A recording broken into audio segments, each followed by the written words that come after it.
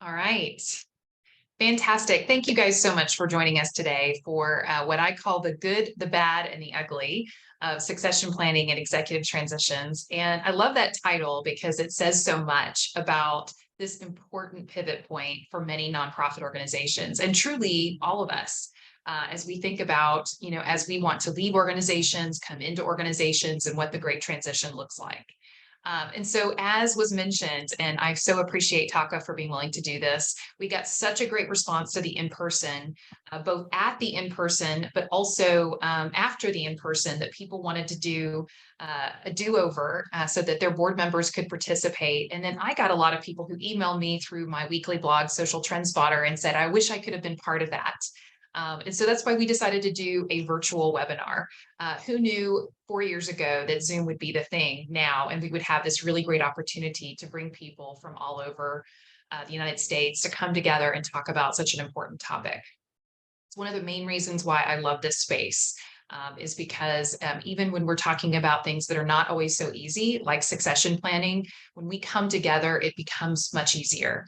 So to that end, I know there's genius in this room. I saw people on this like Terry Ford and Ann Graham and others, people who I really respect in this space and have seen lots of executive transitions, lots of succession planning. And I hope all of you will contribute to this conversation. I know it's not exactly the same as being in person, but we really would like this to be a really robust conversation.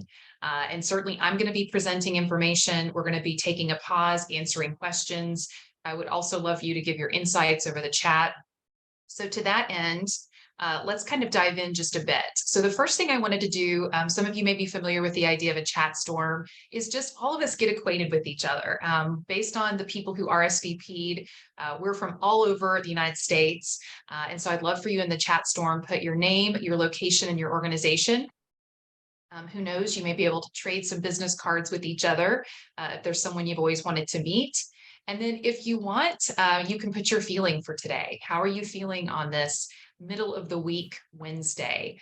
What's your feeling as of today? So today here, I'm in Dallas, Texas, and it is bright and sunny outside. And so I'm very excited to be here today.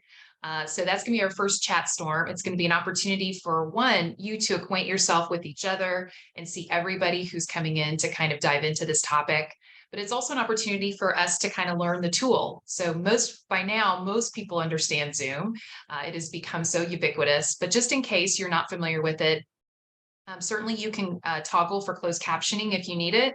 And then find the chat button. And then we also will be asking questions related to the emojis. So you can either put yes or no in the chat, or you can use the fun emojis, which if you haven't played around with those, please feel free to do so because they're a lot of fun. So thanks again for being here today. We're going to have some fun today.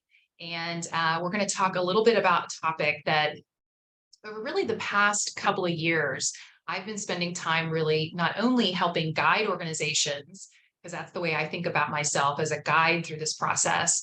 But I've observed kind of as the outside with lots of different successions and not just nonprofit successions. I also have been paying attention to corporate America. Many of you may have seen the Disney succession planning. And even the Fortune 500 companies out there don't always get it right. And the good, the bad, and the ugly can happen there too. So you can have the biggest budget ever and still not get succession planning just right. So that's part of what we're going to do today is we're going to talk through common language so you can kind of see what this actually means. We're going to talk about kind of what is succession planning and then what is executive transition and how they nest together really tightly.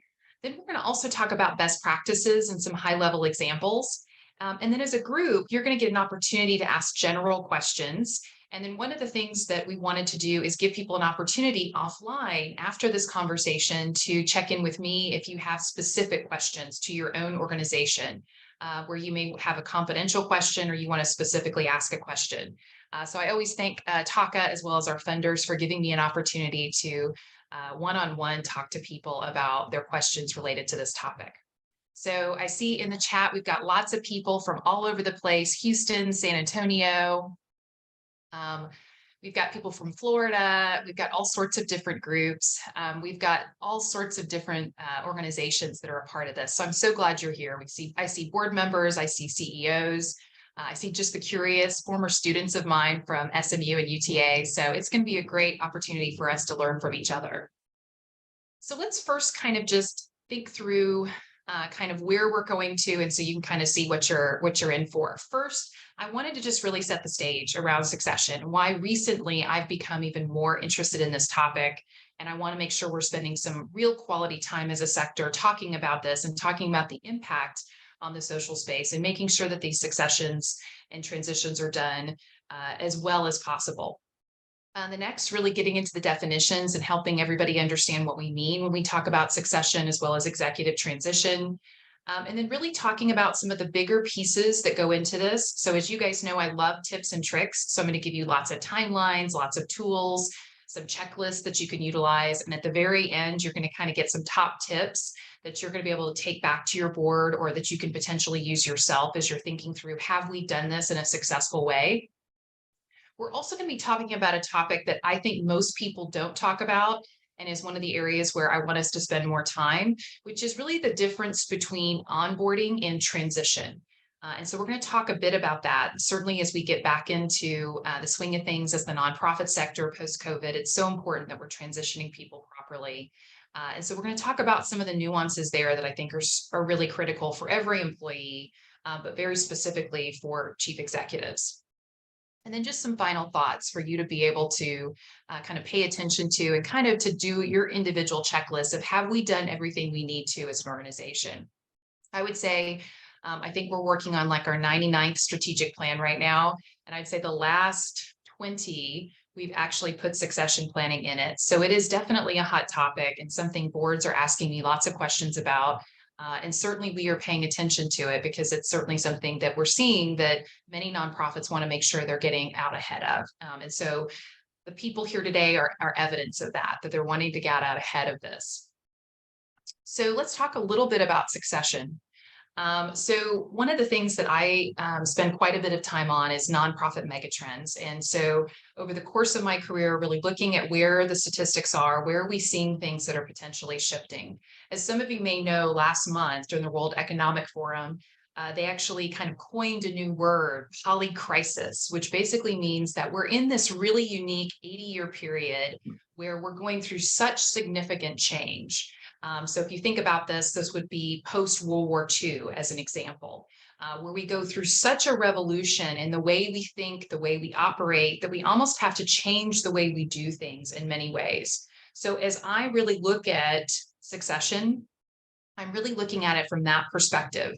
I'm looking at generational shifts. I'm looking at technology shifts, all sorts of different things that I think are really elevating it as being more and more of a priority for the nonprofits as well as the corporate space. So it's kind of become more and more of a trend in the past couple of years. So a couple of things that I wanted to kind of give you. I love data, as you guys know. And so I wanted to see the latest statistics because I had seen more and more transitions that happened. But I wanted to see where the data kind of spoke to this. And there was a very recent study that talked to CEOs, and it was a national study because I know we've got people from all over the United States on. And 48% of the CEOs, and this is nonprofit CEOs, said in the 5 years or less, they're planning to actually have a succession. They're going to be transitioning. And then 22% in 7 years or less. So this is definitely something within a strategic plan cycle. It makes sense for organizations to think about it. It is really not as common today for CEOs to stay with an organization for as long as they did in the past. You definitely see CEOs moving from smaller organizations to larger organizations. You see larger organizations moving to other places in the country. You're seeing a lot more mobility at the top parts of organizations. And so it could be what we typically think about with longevity CEOs or founder CEOs, which is typically what we think about when we think about succession. But now we're seeing a lot of different types of succession. And that's something that we're seeing across the board, which is why when we talk about succession, we're not just talking about CEOs anymore. We're talking about anybody in the C-suite or anybody who's been with the organization. And if they left the organization, it would have a severe effect on the organization. So as an example, I had an organization very, very recently who had a facility manager who'd been with the organization for 25 years from the very beginning of when that building was constructed.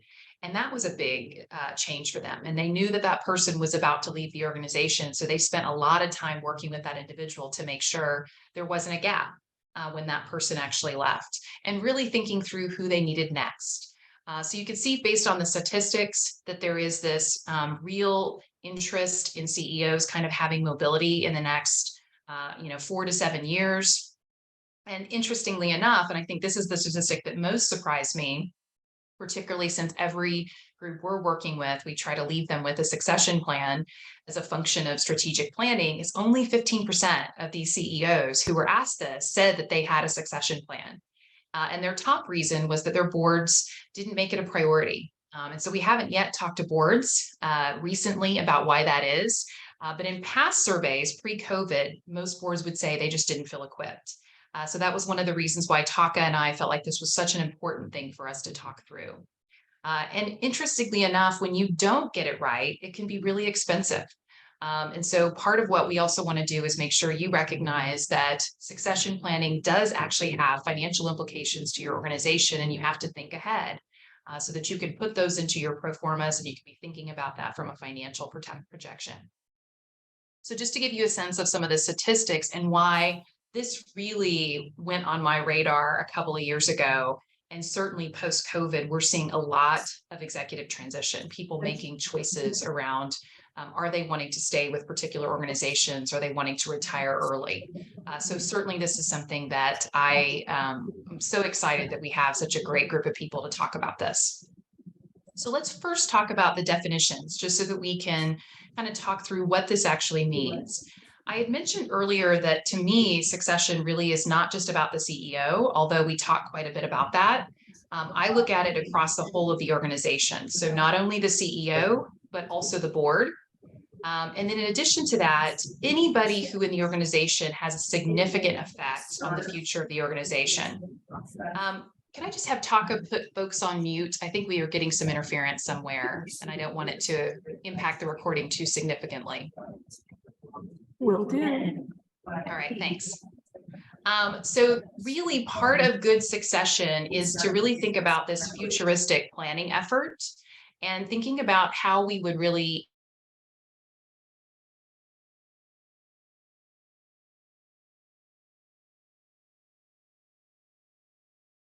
all right, sorry about that. That was a really juicy comment too. So let me go back to it. So planning is really an opportunity for you to say, okay, what would happen if this were to happen? And so many people think that that's an opportunity to kind of be in a doomsday scenario, but really it gives you an opportunity to think forward and say, what does this present as an opportunity? So that's the first thing. And most people really center themselves around this first part. And we're going to spend a good amount of time talking about that and giving you tips and tricks on that one. But the other thing I want to reinforce is the talent management part of this. So as you think about it, as you have people in these various tiers, part of what you have to do is also start thinking about the organizational chart and saying, okay, if this person leaves, how do we move people into that so that they are ready day one in that position? So what we really encourage nonprofits to do in their succession planning efforts isn't just the doomsday scenario of most people talk about being hit by a bus. I prefer the positive side, which is what if you win the lottery? And essentially you want to look at, okay, if we were to move people around on the organizational chart, would we have succession? Would there be someone who would take that spot, either in an emergency situation or in a permanent situation? Because in theory, we want to start moving people in that organizational chart. So what I fundamentally believe is this is a real opportunity for the nonprofit space to do quality performance evaluations that are directly connected to kind of leadership development as well as management development and figuring out where people fit within the organizational structure. And certainly that can be connected to strategic planning as well as a performance review process. All right, so types of succession plans. So this is one of the things people always ask me about is what kind of type of succession plan we need. So at a minimum, so this would be my floor, have to have an emergency succession plan. And we're going to actually have a future blog because I've been getting this question. I probably get it 5 times a week from folks.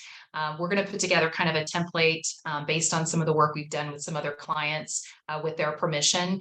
But essentially, at a minimum, you need to know what the bank account numbers are, where the keys are. You've got to figure out who's going to be responsible, what's going to be happening, who's going to be managing day to day, who's going to be managing from a leadership perspective. And just having a short form associated with that brings a huge amount of relief to make sure that you can operate if something were to happen. And so this is also good from a business continuity point of view as well. So think about it in terms of the old telephone tree that we used to have. So it's very similar to that, and that you would really be thinking through what would be happening if something were to happen. And then on an annual basis, you would actually update that and make sure that it's still current. And then, of course, staff development, I mentioned that, really thinking through, if this person leaves, is there someone immediately that could fall into that role? And then, of course, you have the departure defined. That's the one most people think about. So you have a CEO who, has a clock and says, hey, I want to leave by December 31st. And here's what I need. Or you may have somebody saying, I've got about 5 years left until I turn 65. So we've got time. But I really want to think about who that next person is going to be that's going to fill my shoes. And I want to make sure it's the right person for the organization. Maybe it's a legacy CEO or a founding CEO as one of the examples. So the main thing I want to really point out, and I have been through probably 15 different successions in the last 5 years.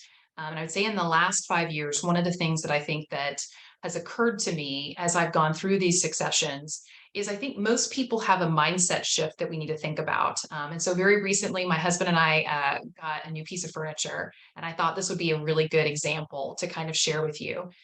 So it just got delivered yesterday, and we love it. And it's a cute little chair. And essentially, most people think about succession as an event. It's going to happen, but it's going to end. The truth is, it's actually much more of a transition. So I want you to think about it more like the first day of kindergarten and what that was like, or you going to high school, or you going to college, or you getting married. It almost requires you to think very differently. And it's a very big transition for the organization. In fact, I jokingly will say it's kind of like an earthquake to the organization. And the more you prepare for it ahead of time, the less the shocks that you're going to have afterwards. And so you got to really prepare for that transition, because you typically don't have the in and out situation where all of a sudden the furniture arrives and it's just there. It actually does have ripple effects throughout. And so the more you actually plan, the better off you're going to be. So I want you to think about it in those terms, because I think once people open the door to that idea that it is a really big life transition for an organization, thinking about your life cycle, you actually think about it in a much broader way, and planning just becomes a necessary thing to do in order to make sure everybody understands how things are going to work, and to really build the most comfort into that process. So succession planning is kind of that first element where you're essentially planning. But as I mentioned, you could also have a CEO or an individual like the facility manager who's been with the organization for 25 years, and they say, I'm going to transition. And so that transition, that departure, has a beginning, it has a middle, and it has an end, and it has that transition process, the after effect, those shocks that can potentially happen. And so the thing that I think a lot of people focus on is kind of that departure and that loss of that individual, but they don't always really think about what is going to be gained from this process. And so there can be a real time of opportunity and growth and kind of movement in the organization's life cycle. So I want to drill down on that just a bit more so that we can focus in on the good, because we talked about the good and the bad, and then also making sure you don't get to the ugly in these particular instances. So yes, it is an absolute time of high risk. You certainly could lose other staff as a result. There could be continuity issues, interruption of issues as a result, disruption of key relationships. And again, every single one of those things can be mitigated through proper planning. And I've seen that happen.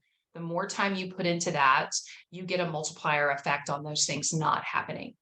But it can also be great opportunity for the organization to really think about, let's reassess where the organization is. Let's review the mission and make sure strategically we're aligned.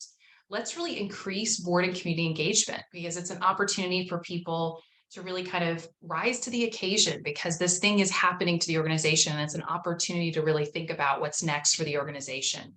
It's also an opportunity before to really reinforce the executive team, because think about during transition, you need that executive team to be as strong as possible. In fact, they're probably the group that is going to make sure that during the transition process, everything stays as stabilized as possible for the actual people who are receiving direct services. And then it's also an opportunity to really show your leadership team and your managers and your frontline people that no matter where they are on the organizational chart, you guys are going to continue. And I think that's the beautiful part of transition. In fact, I had a CEO who said to me one time, if we do an effective transition and they forget about me after 6 months, I will know I have done my job, because this organization doesn't exist for me, it exists for the community. And that's a really beautiful way to think about it.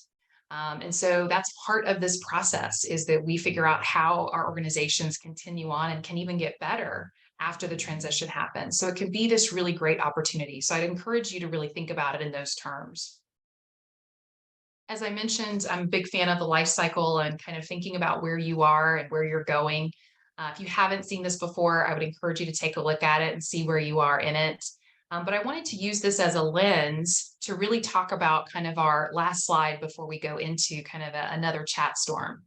So I wanted to kind of just give you a glance at, here are all the different options that at least I've come up with from a scenario perspective.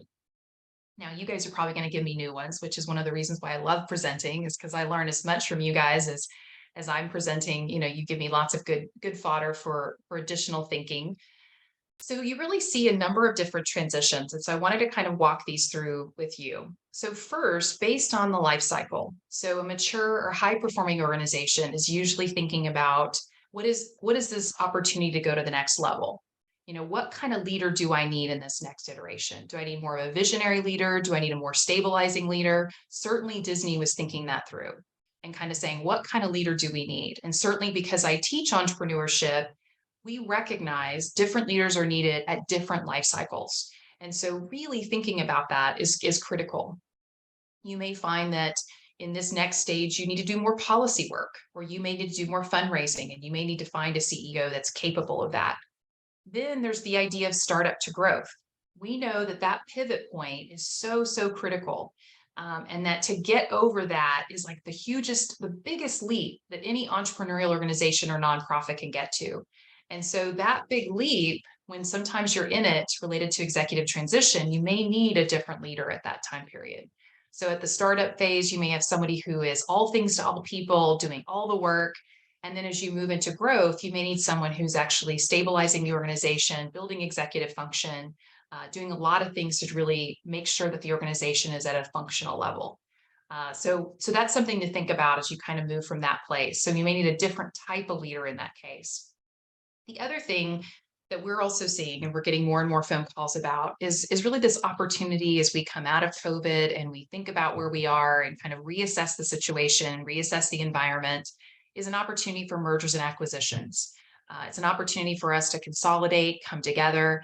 And one of the things I see with executive transition, and one of the first questions I ask is, before we decide to move forward with a succession plan or an executive transition, is this an opportunity for a merger and acquisition? And it very well could be. And so you may want to consider that. You may want to consider that opportunity, is to see, before you move forward, could you actually, two smaller organizations with CEOs who are getting maybe less paid, maybe below market because they're, small but mighty. And if they came together because they either have existing missions that could come together, or they potentially have, the same geography or something along the lines where a merger would make sense, they could potentially elevate the organization really from startup to growth and give enough of a salary to really have a very visionary leader to take the organization forward. That also happens from a geographic area as well. So a Dallas and Fort Worth coming together, those types of things I think are really important for us to think about. So that's another opportunity there that I would highly encourage you to think about. So some of the other specialties that I think I have spent a lot of time kind of looking at the nuance of is first hire CEO. So let's say you're a volunteer-led organization, or you're a small idea phase organization, and you're figuring out, what do you want in that first CEO? So in that case, you may not need a succession plan, but you would need executive transition. So what does that look like now that you actually have a CEO? The next is a founder CEO. So if they were there and they were founder and they were also CEO, so I've worn it, I've been in that seat before. What does that look like? And how do you turn over to another CEO when that person was not only the CEO, but also the founder? And depending on how long the organization has been in existence, what does that look like? And what happens to the founder CEO and how does that potentially operate? So those are some of the things to think about. Then there's also the legacy CEO. I jokingly call it founder light because in some ways that person has been so with the organization for such a long time that you can't really even think about the organization without thinking about the person. And so legacy CEOs, I think, can equally be challenging because people think there's no way you could fill that person's shoes because they've been around for such a long time. And they've had such an imprint on the organization. So thinking about that transition and making sure all those relationships, all that knowledge actually really is conveyed to the new CEO. And again, really thinking about where does that organization need to go in this next phase. The other is the opposite of that. So it could be that somebody just wasn't a fit for the organization or finds another opportunity or has to all of a sudden move out of town because their partner gets another job. So has a short-term CEO position. And so you really quickly having to hire another CEO. And so what does that look like? So all of those different scenarios happen and certainly are opportunities for you to really think about, okay, now what is the right move in this particular case? And so it really creates the strategy behind how you'd actually come up with your succession plan as well as your executive transition. So that's really the CEO side. And again, I just encourage you to kind of think about this relative to any C-suite individual or person who's been with the organization for a long period of time. But I also want to talk about people who could potentially be internal candidates here, because that also creates another layer of complexity. So you may have someone, and I call it the heir apparent, who actually has been situated in the organization and has really been waiting for their turn in many ways. And we've all seen that happen. And so treating that individual and having constructive conversations with the board and that individual and getting them ready so that they can truly take on that mantle and the community really knows that that's really what's going to be happening. So that having that be an intentional process is really critical. Then you also have legacy staff.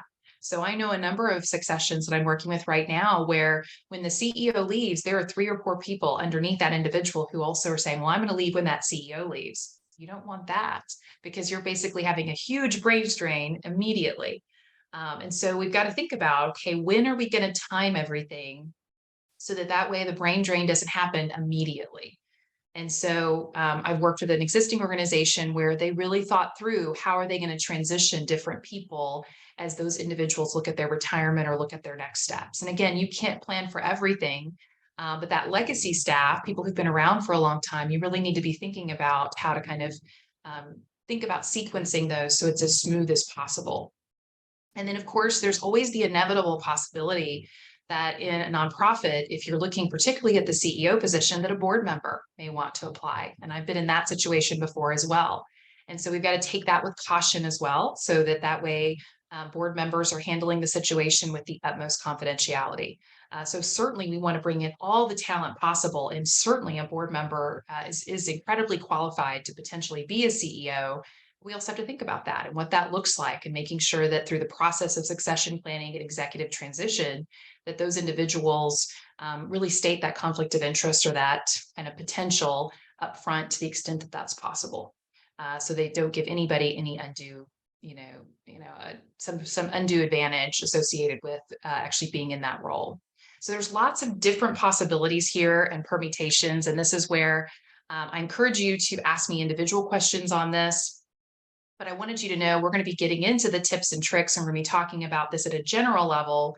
But I wanted you to know that there's really specific types of succession planning and executive transition that I think are also important to talk about. All right, so our next chat storm, which transition are you dealing with? First hire, founder CEO, legacy CEO, short-term CEO, or other? And so if you put that in the chat, we can kind of see where everybody is on this. It's also an opportunity as we go through this, if people have questions, I'm going to open things up. I did see that there was a question about, are we going to make this recording available? So we are. We're going to be sending out the slides as well as the recording. Just so you know, Social Impact Architects has a policy as a benefit corporation that everything is open source. So when you get these slides, you're welcome to use them at future board meetings. You can cut and paste them, condense them down. You can change up the timeline so that it suits your needs. We're perfectly happy with that, and we're actually honored. I think imitation is the sincerest form of flattery. So we want you to use these and make use of them. So you can absolutely utilize them. All right, so we've got a number of people who say founder, CEO, some people who are thinking really ahead and say none right now, short-term CEO. So we've got lots of different possibilities here. So I appreciate you guys kind of sharing where you are on this. So that's kind of our first chat storm. So let's talk about the nitty-gritty details. So that's probably why most of you are here, to really talk about what does this look like? How would we go about doing this?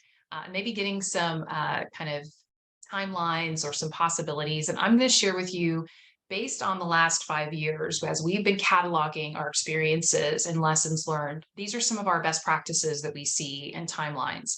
I will tell you the first reaction most people have is how early on we're asking people to plan. And they'll always say, well, I don't have 4 years. Well, if you don't have 4 years, you can collapse some of the different timeframes. We're just giving you a best case scenario, because we also have organizations coming to us saying, we know that the CEO wants to leave in 7 years. So when do we need to get started? So we're just giving you best case scenarios, and you can really think about it in your own terms. And of course, that's why we're here, is to potentially help you kind of customize them as you have questions. So as I mentioned, and I probably am a little bit biased in this area, but I do think planning makes a lot of difference. And probably not exactly for the reason that you may think. Certainly, I love plans, and I love that one page. But what I say about plans is it really has two effects on individual organizations. One is that plan itself creates clarity. So that way, no matter what happens, people know exactly what needs to happen. Whether it's the CEO himself or herself, or that individual who is potentially thinking about applying for the role, the outside community, funders, but it's just really clear that people have done the due diligence around certain things. So it becomes a much stronger, more stable organization. I have just as many clients who are on the foundation side. What they say to me when they see that in a strategic plan, people say they've taken succession really seriously, it always elevates their view of that organization, that they're really thinking through future scenarios. The other thing we found is it actually reduces turnover, because people actually know where they fit within an organization. As you're probably familiar, people leave organizations not because of compensation, because of belonging, or because they don't feel like they fit. And so when they know where they are, and they know that people are thinking about where they could potentially go, and you have those talent management conversations with people, it is that much more refreshing to be able to be in an organization that knows they deeply care about you, and they're thinking about you in a future sense, right alongside you. So it also reduces turnover to actually have these kind of succession plans. It opens a door to reflection, introspection around certain things, and it really relieves any anxiety or issues that people may have in an unexpressed way if done correctly. It really makes sure that all stakeholders are taken care of. As you know, one of the challenges of being in the nonprofit space is we have so many stakeholders, not just our clients, but we also have our donors, and we have our employees. And so making sure everybody knows their place, and they're all taken care of in this process. So overall, part of this goal is to really reduce your risk and making sure that you're as strong as possible of an organization. So taken together, you can have lots of different activities. But part of the thing that I think is always the biggest challenge for succession planning is just getting used to the idea of change. Hopefully by now we are all experts at change. We've just gone through a lot in the last 3 years, not only the poly crises that were being talked about, but restarting our missions, kind of re-engineering our missions during COVID. So we've gone through a lot of change. And so part of one of the reasons why people don't start this is because they think the process of change itself is going to be overwhelming. So part of what we've tried to do is to make it less overwhelming, is to give you as many tools and tricks as possible to give you a sense of this doesn't have to be done all together. It can be bite by bite. And you can really take on in 1 month certain tasks, or in 1 year certain tasks, then over time it becomes manageable. So one of the things to really emphasize in this process is that this is predominantly a board-led initiative. So based on every governance textbook in the nonprofit space, the board is really solely responsible for the CEO transition, not only in hiring and transitioning the CEO, but making sure that onboarding happens. So one of the bigger things that we really recommend is this is an opportunity for the board to come together, potentially go into executive session and have a deep conversation about not only what they want to have happen, but the fact that their role as a board has to be elevated. And so particularly this is hard when you have a founder CEO or a legacy CEO who really has everything figured out and makes the board's job relatively easy. All they have to do is be ambassadors or cheerleaders for the organization. And so then they have to really be thinking about what is it going to be like without this person no longer at the helm of the organization. So you can see what the transition looks like. The departing executive is lessening their role over time. The incoming executive is increasing. You can see there's a huge gap, almost a chasm between the two, which we'll talk about in just a bit of how you can potentially pull that together a bit. But you can see the board has to go up and has to kind of over time until that incoming executive actually feels like the transition is over and you're getting positive vibes from the community that the transition has happened in a successful way. Only then can they go back to where they were before the departing executive decided to make the transition. So board leadership, and so that's really the theme of our tips and tricks and best practices, really bridges this transition. It is not the CEOs who do it. This is one of the main responsibilities of a board, is their role in oversight of the CEO and the CEO responsibilities.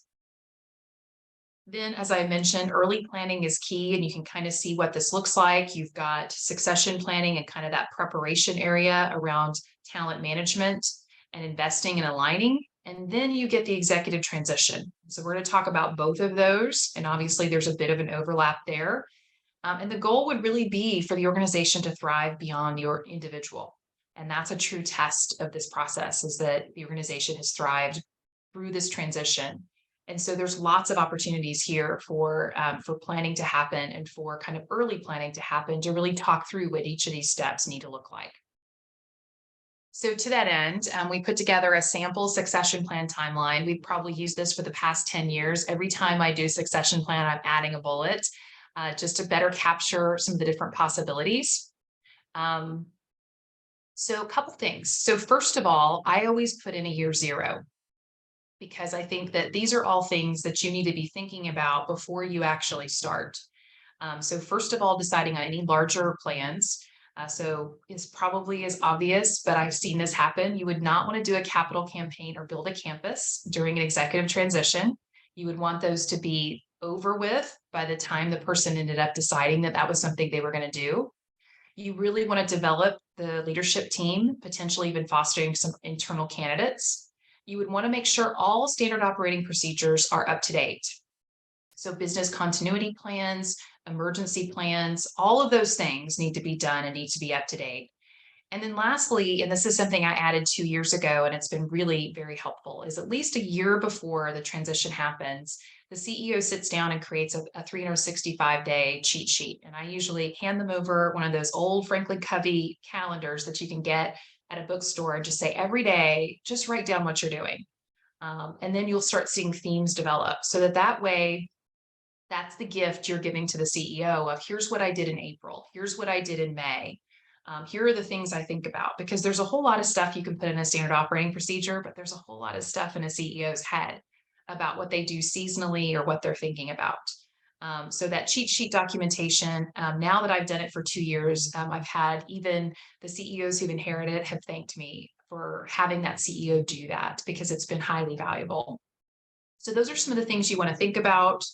In general, in the first year, you really want to make sure you've completed your strategic plan. You don't want a new strategic plan to need to start with a new CEO. Generally speaking, what I recommend is they inherit a strategic plan that has about 1 year left in their kind of life cycle. They come in, learn the organization, and then they're able to create their own strategic plan after they have firm footing in the organization and the community. But that strategic plan that predates the transition and the succession actually helps you define what the right CEO is. So that strategic plan says, this is the kind of CEO we need. We need someone who's going to be great at PR, great at social media, great at policy, those kind of things. And it actually allows you to develop a new job description that will say, this is the kind of CEO we need in this next phase when we kind of go to the next level. So in general, you want to think about really completing strategic priorities, deciding on your optimal process. When I talk about that, it's, are you going to hire a recruiter or not? If you're going to hire a recruiter, you need to spend the money associated with it. So potentially getting some benchmarking on what that would cost. Really thinking about the budget. So our big recommendation is that there be some level of overlap between these two CEOs. So during a certain time frame here, you're going to be actually double paying a CEO, even if that the exiting CEO is a contractor. So thinking about that, really offering a final contract to the departing or retiring CEO and saying, this is kind of what the process looks like. Here's what we really would like from you. Here are some of the things that we would, in this last year, we would really respectfully request. Maybe it's the 365 cheat sheet, maybe it's the SOPs. There's certain things that they maybe really want to make sure gets accomplished in that last performance review for the CEO. Potentially even doing retention contracts for senior staff. I do think that that's something that I have seen is that they may do everything right when it comes to the CEO, but again, because the CEO's departure sometimes gets people underneath them thinking about differences and maybe moving on. Having multiple transitions in your C-suite at the same time can be highly problematic. So again, there are no guarantees associated with this, but if you actually go to people and say, we know that this is happening, we know that because of transition, there's going to be more asked of you in this particular situation, and we would like to offer you a retention or some type of a contract associated with that. And so you could certainly talk to those folks about a retention bonus. So then in the year 2 time period, you could do compiling the job description again based on the past strategic plan. Hiring and finding a recruiter. So lots of pros and cons with having an internal versus external recruiter. We can certainly talk about that, but certainly something you should consider is kind of what that process would look like. And we'll talk about that in a moment. Really conducting that recruitment process. So even if you hire a recruiting firm, there's still a huge role the board would have. I also encourage lots of different interviews, not only with the board itself, but also staff members to make sure that they've been fully vetted by the organization. And then really on a regular basis, sharing updates with staff and with other stakeholders. And we'll talk about that in just a moment as we talk about the recruitment process. So then year 3, and again, this is a fictitious year timeline, so you could put your own numbers in here. The new CEO would start, the former and the new CEO would have a short transition period, and you can figure out what that looks like. People always ask me the ideal time. It really depends upon what kind of CEO. I noticed in the chat, you had a lot of founder CEOs. So the longer or the more that it's the founder or legacy, the more I would recommend a transition period. And it doesn't have to be, where every single month is exactly the amount of time. So sometimes it can be a full month, the first month, the second month, it could be at halftime, and then the third month, it could be at quarter time. Something along those lines, just to make sure that the lines of communication are there and that you're fairly compensating the exiting CEO for his or her expertise. The new CEO engages in what I call a 90-day transition. So part of what we're going to be talking about is that there shouldn't be any expectation of the new CEO in that first 90 days. I'm a big believer in the first 90 days, that person comes in as really a consultant. They're really just pulling information out of the organization and isn't asked to make any big decisions for the organization during that time frame. And they're just absorbing information, going on site visit, talking to donors, interacting with the community, all the things that people are wanting them to do. So really making sure that person is free of making any big decisions until after that 90-day period, and they have an opportunity to really think through kind of where the organization is. And then, of course, the former CEO would stay in an advisory role. And then once that 1 year is kind of over, then the new CEO can start in a new strategic planning cycle and really think through what is his or her unique kind of value proposition that they want to put on the organization. So that's kind of a typical succession timeline. Let me stop there and just see if folks have questions in the chat. You can also come off mute if you're interested, and I'll just quickly run through the chat and see if there's any questions there. So Arlene asked a great question, and I've actually had this happen, unfortunately, the last couple of years. What are your suggestions for organizations who did not have something in place and their leader has passed away or they have a terminal diagnosis, and the organization is just not a critical consideration for them at this time? We've seen this happen with 2 clients in the last 2 weeks. So I think this is one of the more tragic situations, not only for the individual, definitely for the individual, but certainly for the organization. So we do ask in the emergency succession that boards and CEOs have that conversation. And they even have the conversation of what if the CEO can't function in the role and the board realizes it? Let's say maybe memory loss is starting to become an issue or whatever the case may be. And so that the CEO knows when the board approaches them in this particular way that they're starting to see that certain things are starting to slip, and there isn't any offense taken. You're asking, what do we do when we're not, that hasn't happened? So I think that's where finding a person who knows that CEO really well and can have that candid conversation with that individual and really thinking through what you would in an emergency succession plan, allowing that individual, if they're going through a terminal diagnosis, to have a sabbatical and step out. Because at that point, they really can't be a leader. Their first priority has to be to their health. That just has to be that way. And really thinking through what that looks like and sitting down with them and coming up with that strategy, and agreeing to that strategy is critical. If the leader has passed away, I think obviously this is the most tragic of scenarios, but I think that's where the board really has to step in. Traditionally, you see the board chair then serve as the interim CEO, or you find someone in the community who can serve in that role. Maybe it was a former CEO who can step in for a 4 to 6 month period to stabilize the organization and then go through a formal executive transition process. Sometimes there are consultants who will come in and serve as interim executive directors. I've seen that happen very successfully, former board members, but people who in general would know the organization well and can make good decisions in that situation. So I would say that's probably your best bet. And then as quickly as possible, moving into executive transition so that way you can really make sure that there are not any business continuity issues. There isn't any undue impact on clients or the community as a result of the transition. So that's a really good question, and one that I get really more times than I would like. So I'm glad you're thinking about it proactively. So Christopher, you've asked a really good question. If you're doing an internal promotion, so we call that the heir apparent scenario, how do you deal with the need for that person to continue their current portfolio while absorbing everything they need to take on the senior leadership role?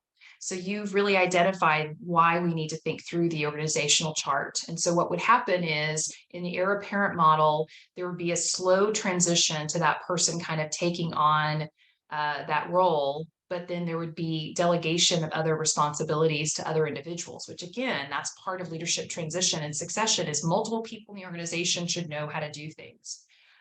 It is a harder thing to do because you're oftentimes putting extra on other people's plates. But it also means that the person who's in that CEO role is having to train the other person and cross-train. And we're big believers in cross-training anyway, and that people should be cross-training one another. And they should be trying to figure out ways to do that. So I think you can build out a pattern based on that talent management profile. And obviously, the longer lead time you have, the better. So we're working with an organization right now who has a 5-year lead time. That's a great amount of lead time to be able to say we want to do heir apparent. They then look at probably the CEO description that they're wanting to hire in 5 years. They're looking at that individual. They're very clear about where that individual needs additional resources. So putting them through a leadership program, putting them through maybe additional finance courses.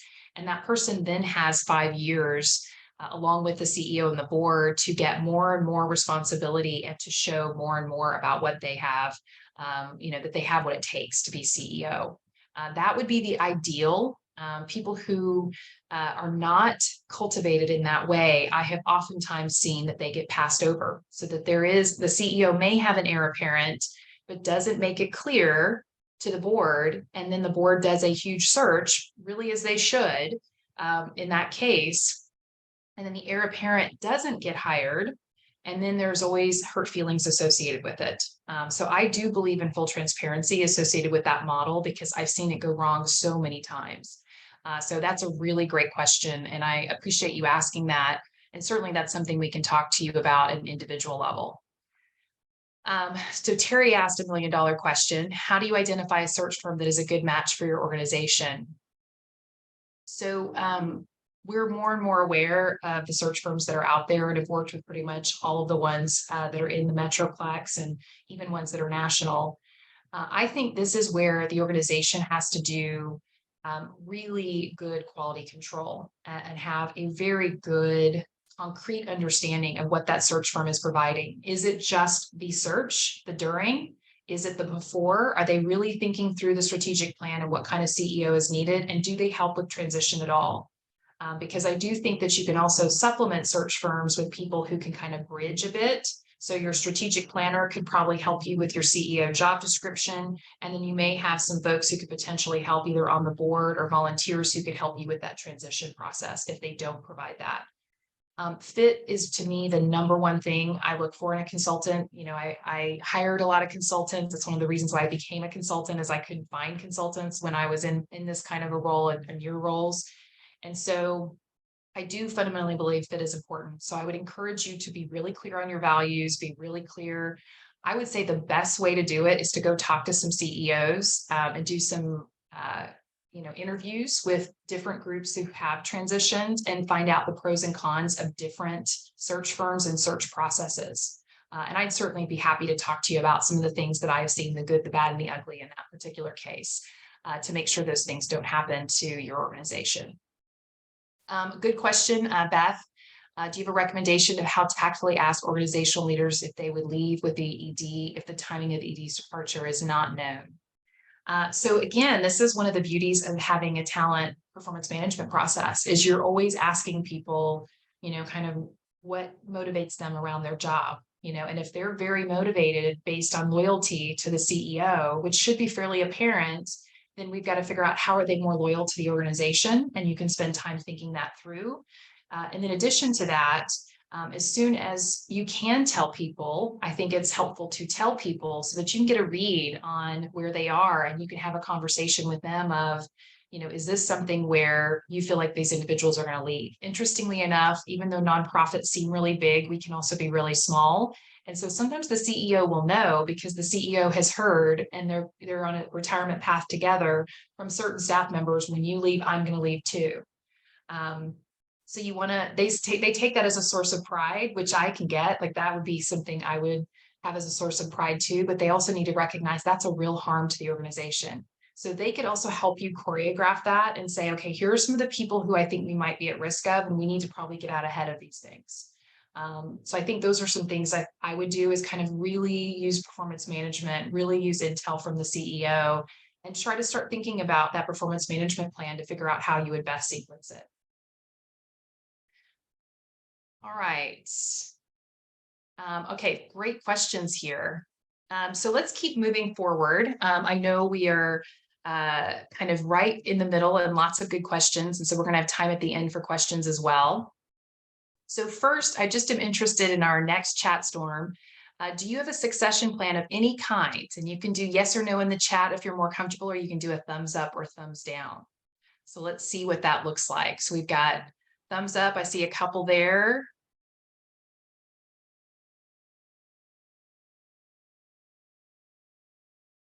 Okay, we got a couple thumbs down.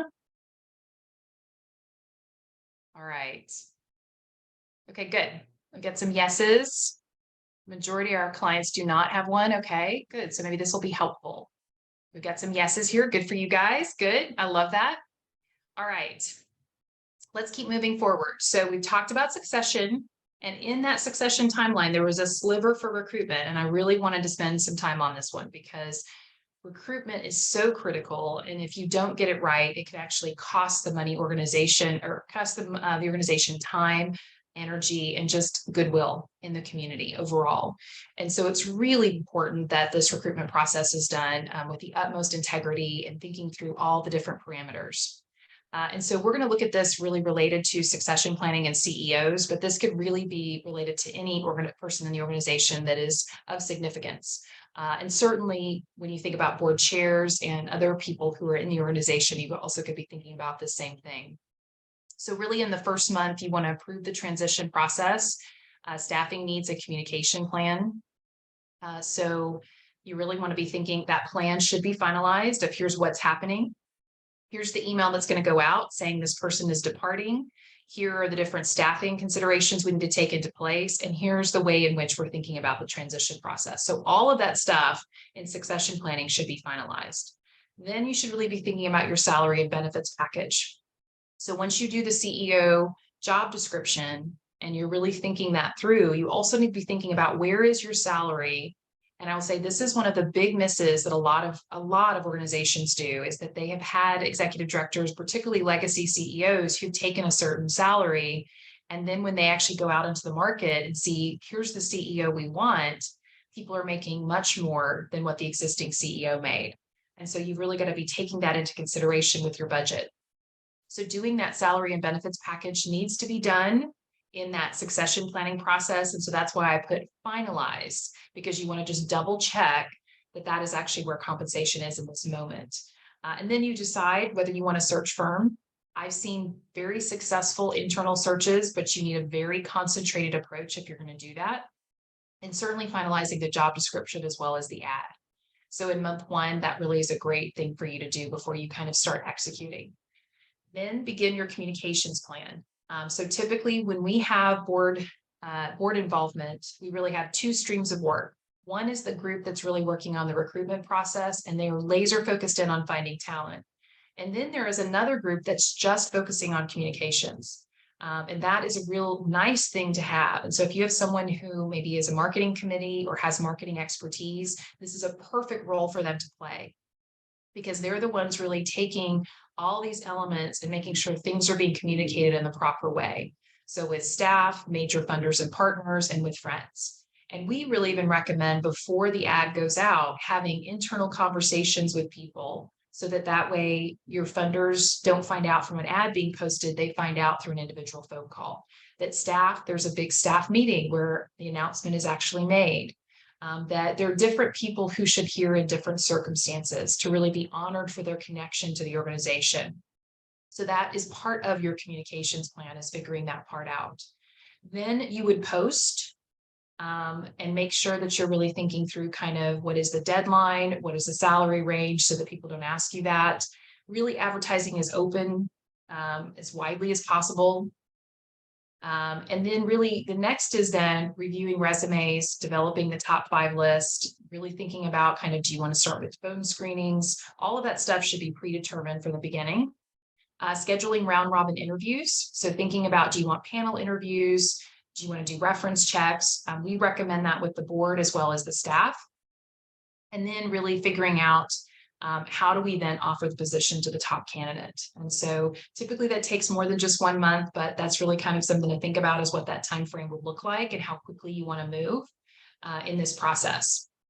Then really developing a detailed transition process. And again, you may want to do this in the succession planning process, is really thinking about what you want and kind of saying, here's the template, but then the new CEO is going to have his or her preferences. And so that's why in this month 4, we say develop it, because you may have an idea of what that looks like, but you also want to take into consideration the new CEO's preferences.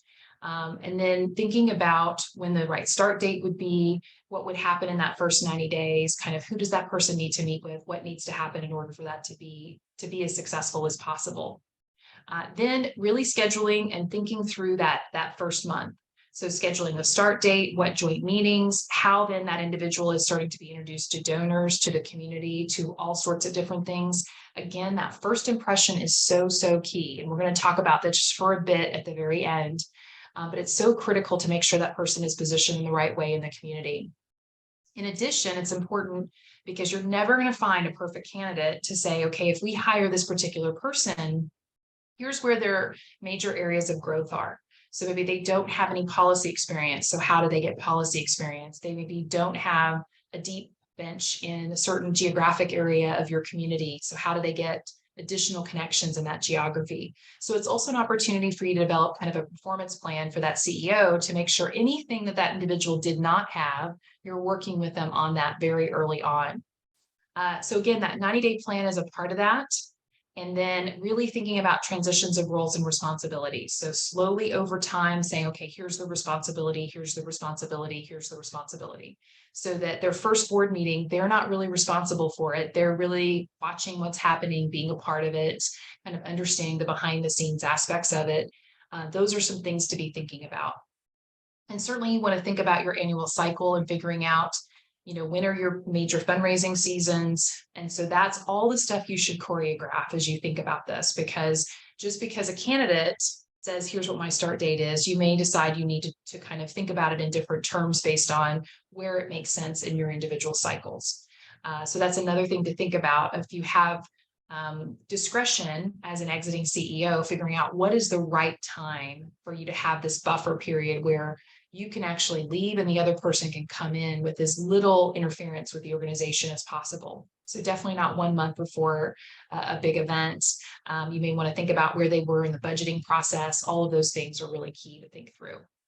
Never a perfect time, but certainly sequencing is critically important. Finishing transition of roles and responsibilities in that last month. And then of course you want to do a celebration party. I think this is one of the nicest things I've seen in the last 5 years is all of these celebration parties for CEOs who are legacy CEOs or founding CEOs, even if that individual is not technically retiring, but has contributed a lot to the community.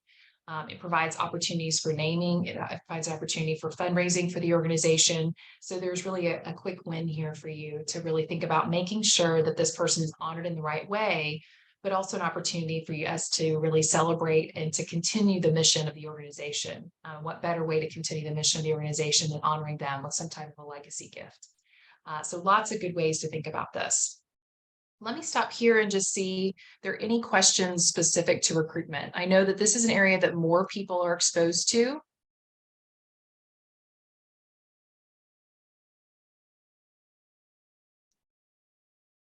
Okay, I've got a couple here that I want to make sure I take. I'm going to go back to this one. So Arlene asked about, what are your suggestions for how an organization can approach a funder to fund a succession plan? So we're really seeing the funding of strategic planning and succession plans kind of going hand in glove. And so that could be an opportunity. There's also funders who this is one of their things that they're really interested in, as they know that the payoff of something like this can really pay dividends in the long run, not only to the community, but to the stability of the organization. So there's definitely funders who are out there. I will also say this is something that I see some of my friends who have discretionary income, have donor advised funds. They're very interested in this because it's typically a smaller ticket item that again has huge dividends. And many of them have gone through successions themselves. And so they understand the value of a succession plan. So there could be a major donor who may also be really interested in giving in this way. So you may want to look at not only funders and foundations, but you may want to look at some of your major donors for this. All right, so kind of shifting forward, let's kind of come up with some of our checklists, and then we'll wrap up and talk about questions. So first, checklist for positive transitions, a notice of at least 90 days. So if you don't have that in your contracts, I would definitely recommend that so that way you're getting as much time as possible and having as smooth of a transition as possible. Good relationships between everybody involved and up-to-date strategic plans. So you want to make sure that the strategic plan is either finished or has a refresh to it. So the individual is actually inheriting a strategic plan, an engaged board. So that's really key in this process.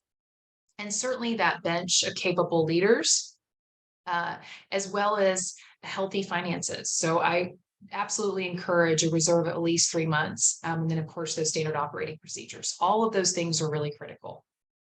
So theme number 3 really gets to part of what we talked about, which is that people talk about the activities associated with this, but where I feel most of the breakdown happens and a lot of the more chaotic aspects of transition happens is really the emotional side.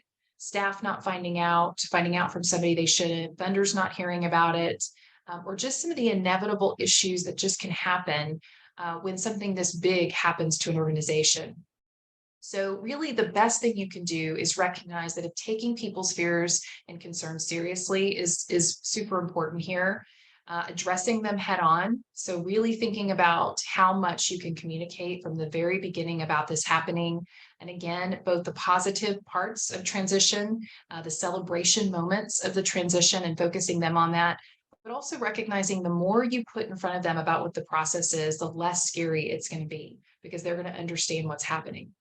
In addition, really paying attention to the nuance, in particular, founding CEOs and legacy CEOs. Those individuals typically have much more of an emotional tie to the organization. So transition could be a little bit more emotional. And so think of it in terms of kind of anytime you've transitioned from something or pulled off from something, like what does that actually mean? So we spend a lot of time with the exiting CEOs really thinking about what their next step is, because we find out that if they know very clearly what that next step is, the succession is much more seamless. And you'll see that in just a couple of minutes. I'll talk about kind of that exiting CEO. Be very intentional about working with staff that aspire into the position. We talked a bit about that when I answered the question there. Really being intentional about any staff or board members who may want to move into that role. I think that's going to be really critical, is making sure that you're thinking through all of those possibilities, and then really thinking about how you can build capacity all along the way. So some early board challenges. So I'm just going to highlight a couple of these that I see as very common themes. Number one is really stepping up into the full responsibilities. There are so many boards out there that are amazing, but that CEO is so critical. It's usually a linchpin in the organization. And so to recognize that person is eventually going to leave, they really need to step into all of their commitments, all of the things that they need to be accomplishing.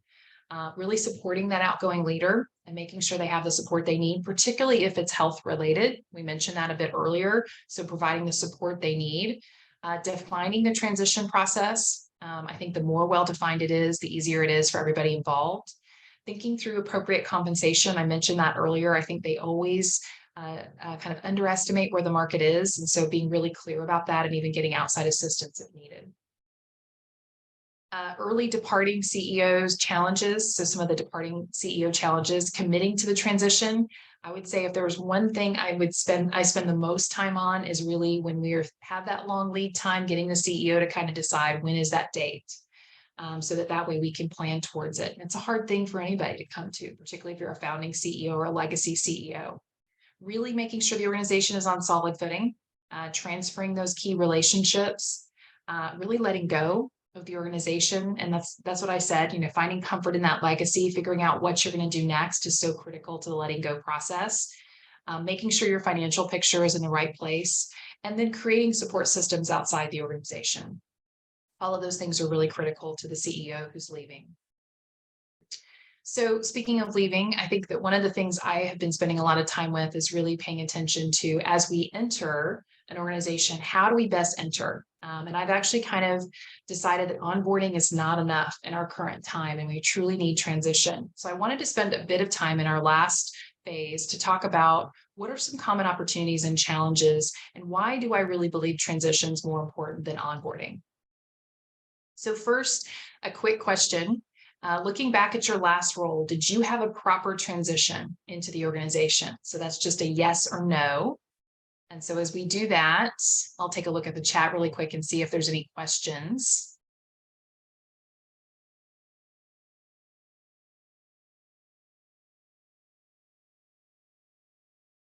So we had a question about board members leaving. So yes, I do think there are some board members that came to the organization because of the individual, particularly if it's a founding CEO, because they are personal friends and family members of that individual or personally connected to that individual. And that's part of why you really want to make sure that their loyalty is to the organization.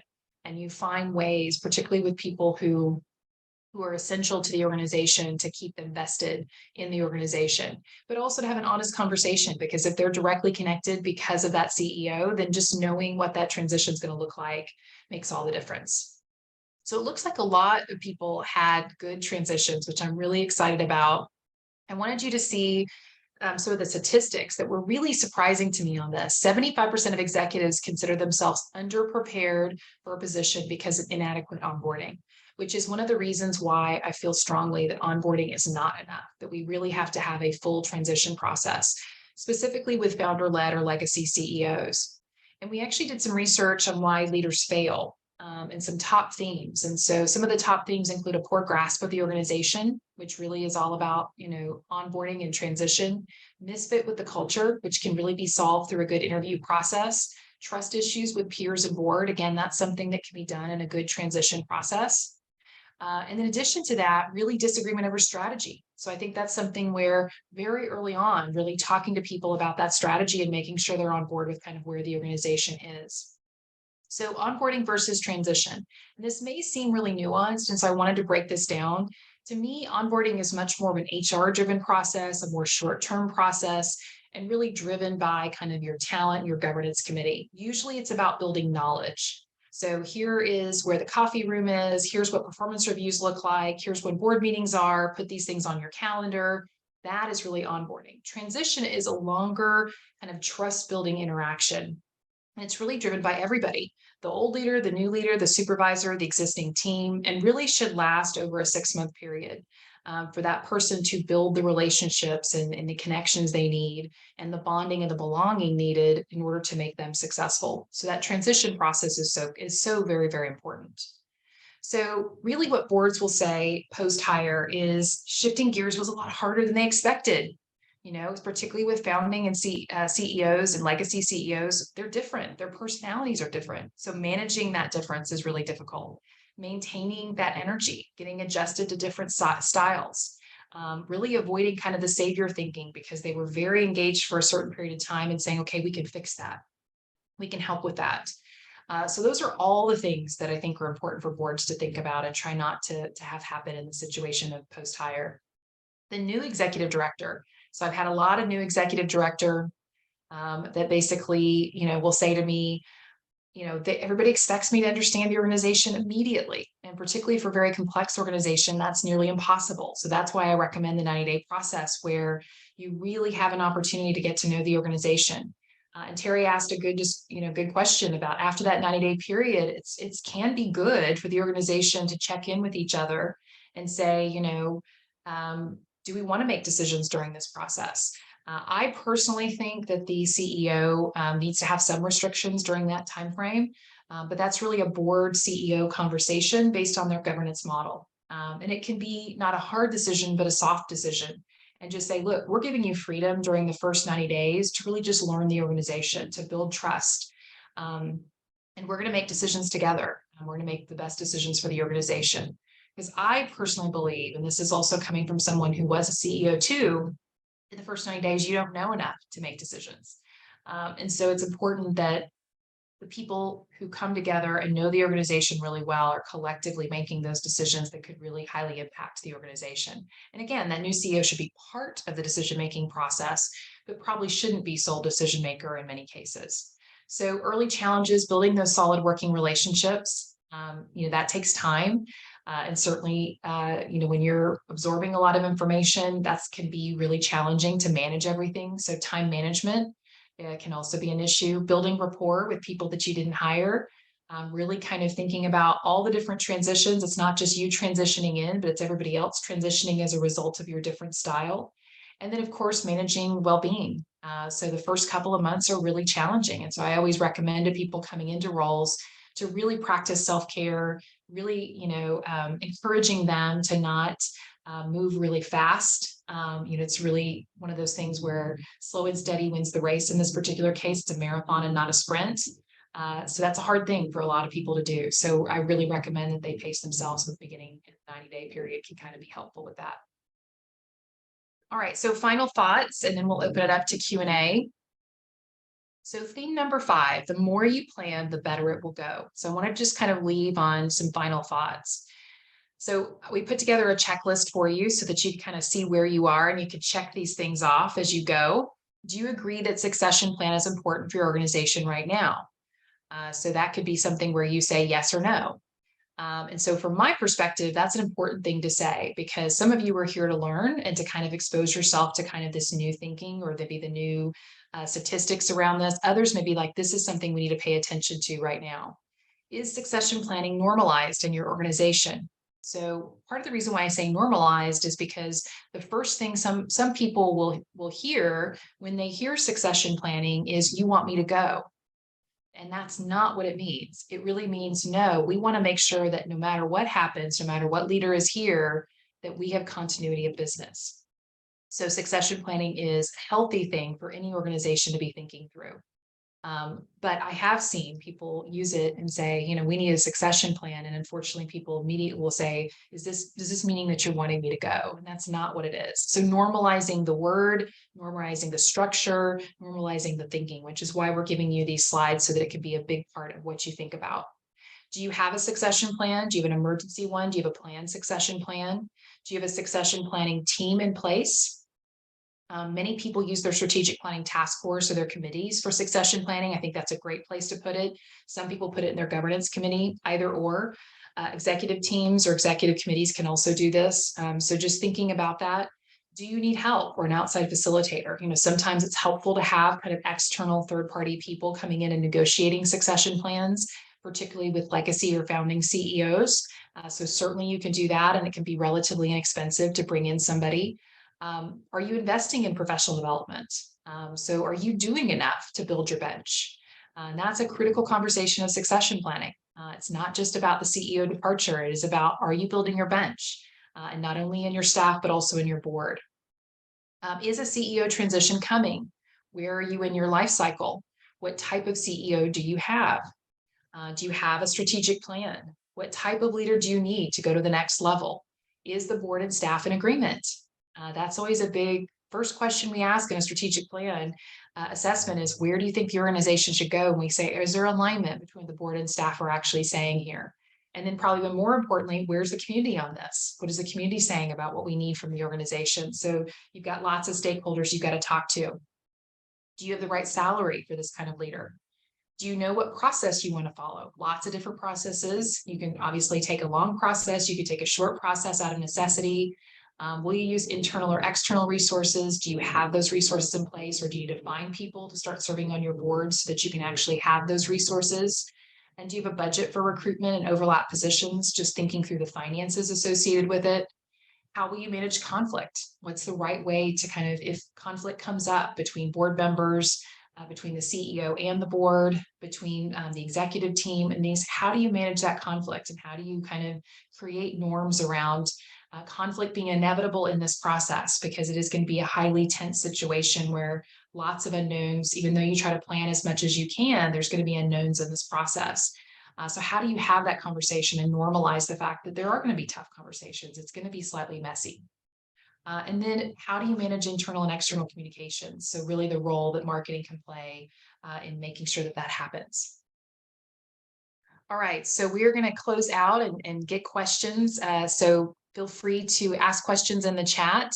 But we'd also like for you, just as a final reflection, just to see, is there any big aha that you're taking away from today? Is there anything that you feel like you got out of this, or you feel like it's something you didn't know, or something where a light bulb immediately came on and you said, this is something I need to take back to my board or take back to other people associated with it? So we're gonna end out with that aha moment, but we're also going to open it up to larger conversations around questions. And so if you have questions, you can certainly come off mute, or you can ask in chat, and we can answer any questions that you might have in our final time together. I'm going to check the chat too and make sure I captured everybody's. If I didn't see it, please feel free to recopy it. I have been trying to follow along with you as you guys have been asking chats. See, how much does it cost for a succession plan? So like I said, I typically try to embed those into a strategic planning process. It should not cost very much if you need a guided process. Typically what we do is do a training process or a workshop, and then that workshop will really help you kind of develop those things. And so it shouldn't be a costly process, and you really can DIY it. That's one of the reasons why we put this together, and we wanted to do this partnership with TACA, is to give you guys opportunities to DIY it, because it's not too much of a process, and we've tried to make it as easy on you as possible. I also, based on all your questions, probably will do a Q&A based on those questions, as well as do kind of a template around emergency, so that way you guys are one step further and kind of coming up with it on your own.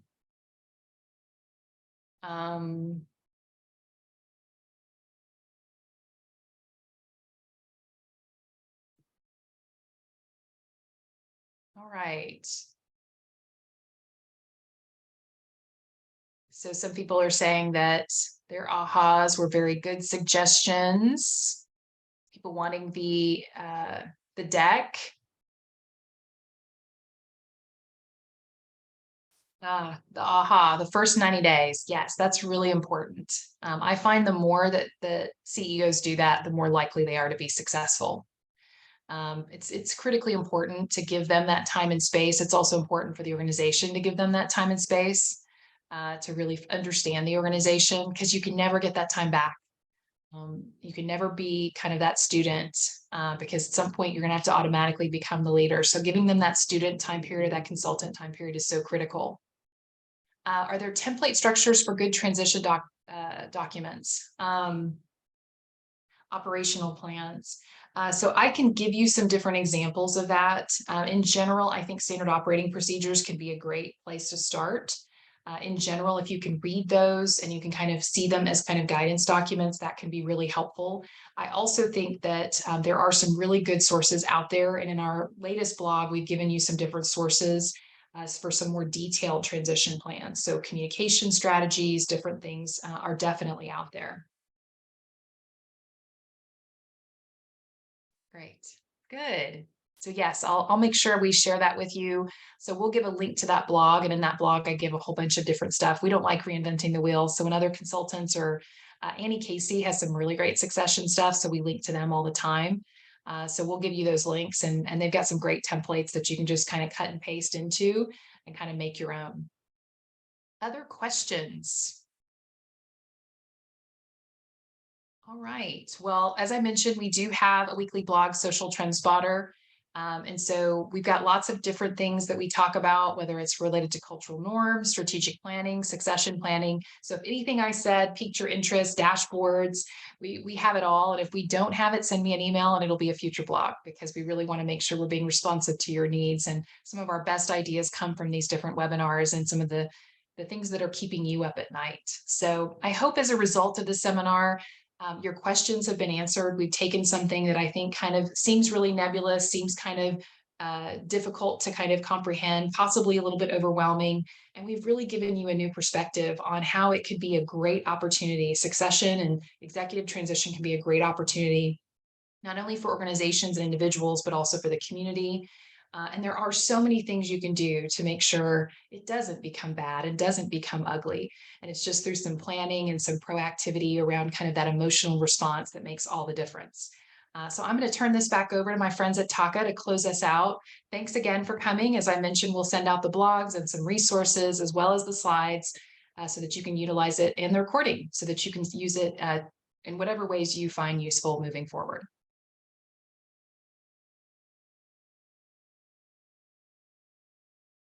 Excellent. Thank you so much, Suzanne. And again, thank you everybody who has attended and participated. Your questions were really helpful and valuable in bringing this, even further to life than Suzanne has already done. So as I said earlier, we'll send out the video and the slides later this week. And yeah, keep in touch with us, sign up for our email list. We hope to offer more of these virtual programs in the future. And if you are local, please do keep an eye on our events and things so that you can come participate in more of what TACA has to offer. And we appreciate everybody taking the time today. And thank you again so much, Suzanne. You are, as always, incredibly helpful for our community. So thank you. I am going to end the recording now too.